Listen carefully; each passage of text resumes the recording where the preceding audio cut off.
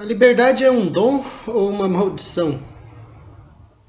Na página 678 do Ser e o Nada, Sartre diz o seguinte: a consequência essencial de nossas observações anteriores é a de que o homem, estando condenado a ser livre, carrega nos ombros o peso do mundo inteiro. É responsável pelo mundo e por si mesmo, enquanto maneira de ser. Responsável por si mesmo e pelo mundo. Ou seja, a responsabilidade é total. Logo depois da travessia da sala escura, ou seja, desde a infância, nós somos treinados, adestrados, de certo modo educados para transferir responsabilidades. Isso faz parte da cultura. Se a gente pensar o mito fundador, né, do Ocidente, das religiões judaico-cristãs, Deus cria o homem, a mulher, o jardim, a serpente, etc. Mas é interessante que quando ele aparece, eles tinham comido do fruto da árvore do conhecimento do bem e do mal, quando Deus aparece, ele cobra do Adão. E o Adão transfere para Eva essa responsabilidade. Foi a mulher que me fizesse, e que me desse, que me trouxe e eu comi. E quando ele fala com a Eva transfere a serpente. E no fim das contas, isso é um grande engodo, porque o único responsável possível é aquele que criou o tal jardim, a serpente, a árvore, o Adão e a Eva. E, no entanto, a história passa como isso. Ou seja, esse mito fundador também está na nossa infância. Ou seja, desde muito pequenos nós somos coagidos pela situação, por uma mãe brava, por uma professora que nos pega fazendo algo inadequado. A gente tende a dizer não, sabendo que sim.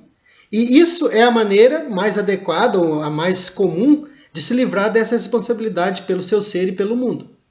Então, se o homem é engendrado pelo homem, se o ser humano só vem numa situação em que já há seres humanos, não é de outro lugar senão da própria convivência, da própria relação entre para-sis, nessa constituição do para-si que eu sou, que essa necessidade, digamos assim, e a alternativa, que a gente pode chamar de má-fé, se possibilizam. Ou seja, é a tentativa de não se responsabilizar por algo. Só que nesse aspecto, e Sartre diz isso lá no Existencialismo e Humanismo, o existencialismo ele chega a ser mais radical do que o próprio cristianismo.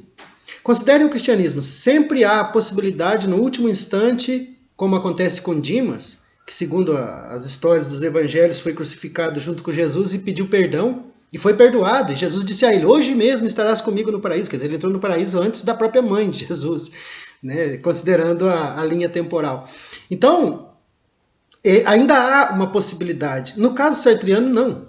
Eu continuo a leitura. Tomamos a palavra responsabilidade em seu sentido corriqueiro de consciência de ser o autor incontestável de um acontecimento ou de um objeto. Nesse sentido, a responsabilidade do para-si é opressiva, já que o para-si é aquele pelo qual se faz com que haja o mundo. Ou seja, não importa, a gente gostaria de transferir a responsabilidade e dizer que mundo horrível, enquanto que a frase adequada é que mundo horrível que eu faço, que nós fazemos. Um mundo que tem opressão, um mundo que tem miséria, um mundo que tem desigualdade, violência.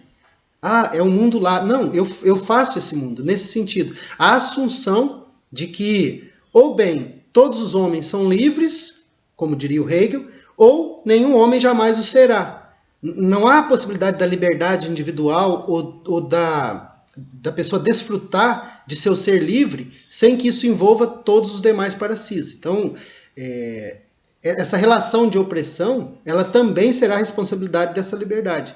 Então, nesse sentido, não adianta eu dizer existe um mundo, ou por que Deus não faz isso, ou por que Deus não faz aquilo, ou por que a natureza é assim e não é assada. Todas essas questões elas só podem ser colocadas porque eu signifiquei o mundo dessa maneira.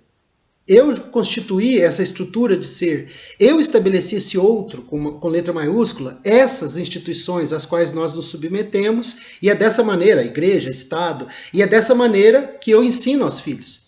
Eu acho super interessante jovens de 20 anos, super libertários, que em 10 anos estão exigindo de seus filhos aquilo que os pais desses jovens libertários exigiam quando eles eram jovens e lutavam contra. Ou seja, eles vão reafirmar a norma, independente da situação. Não consideremos que nós estamos já no século XXI. Consideremos ainda os valores do século XX e tentemos impô-los à força. Ou seja, nós tendemos a dizer que há um mundo e tirar a nossa responsabilidade naquilo que esse mundo é e sobre a maneira pela qual esse mundo se realiza, sobretudo na transferência disso para as gerações vindouras. Seja filhos, seja netos, seja sobrinhos, enfim, enquanto professores, alunos, toda essa responsabilidade. Bom, e uma vez que também ele faz o mundo, eu continuo a leitura, e uma vez que também é aquele que se faz ser. Então vejam, eu me faço fazendo o mundo e faço o mundo me fazendo.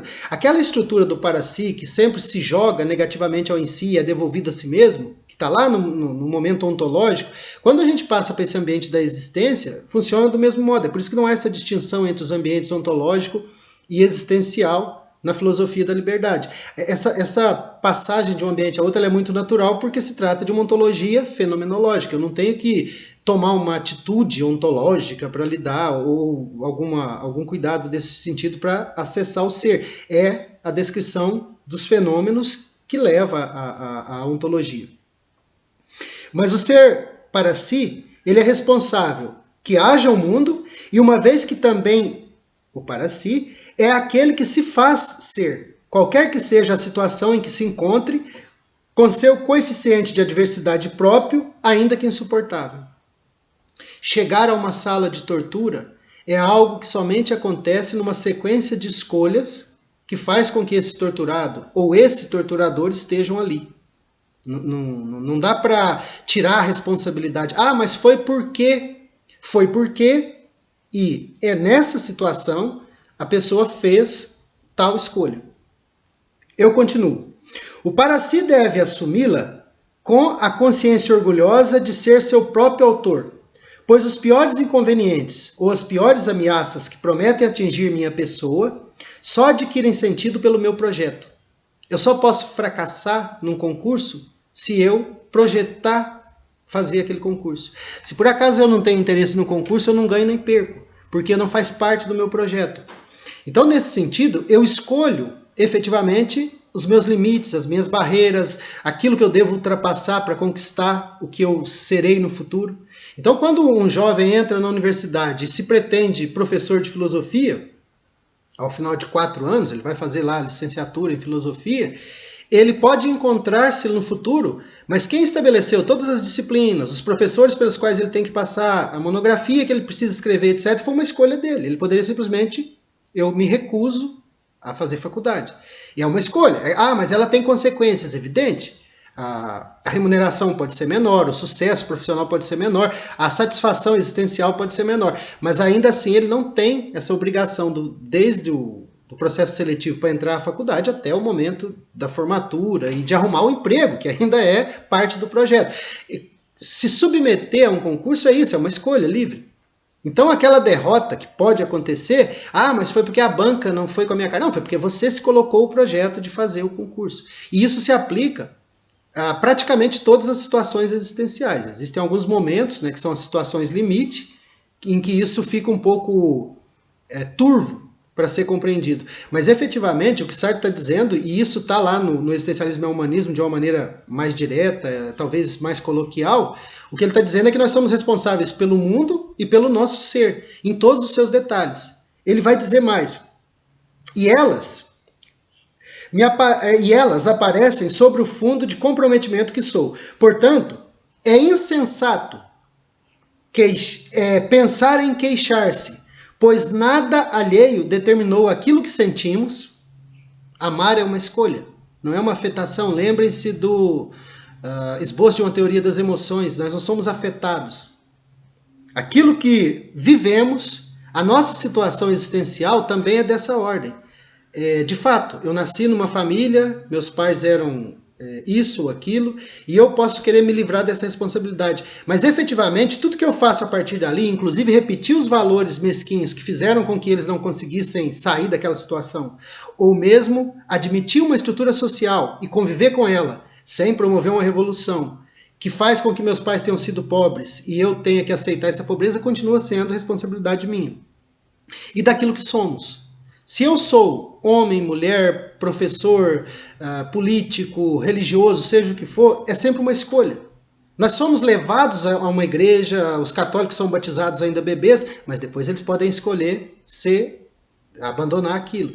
Então nós sempre seremos, e isso se aplica ao longo da estrutura existencial inteira, absolutamente livres e, por consequência, absolutamente responsáveis pelo resultado da nossa liberdade, que se realiza em mundo e em relações sociais e, claro, na minha própria situação, na minha própria condição. Eu não sou um espectador de mim mesmo, eu sou o ator de mim mesmo.